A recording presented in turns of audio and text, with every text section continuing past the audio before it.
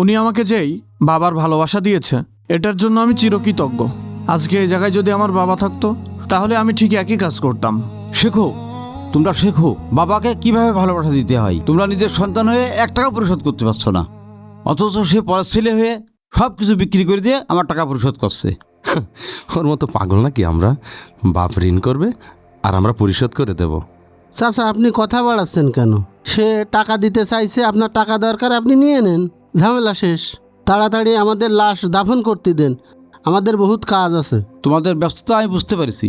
শোনো, তোমার বাবার কাছে আমি টাকা পাবো না, তোমার বাবা আমার কাছে 24 লক্ষ টাকা পাবে। দেখেছিস মিয়া ভাই, আমি বলেছিলাম না আব্বা এরকম কাজ করতে পারে না। আর এই 24 লাখ টাকা থেকে তোর 12 লাখ, আমার 12 লাখ। আর এবার কিন্তু কোনো 2 নম্বরই করতে পারবি না তুই। হ্যাঁ, তোর ভাগ ঠিক আছে। এই তোমরা থামো, এই 24 লক্ষ টাকাই জামাইয়ের। এই কাকা, এই টাকার হকদার জামাই মানে? এই টাকার হকদার আমরা 2 ভাই।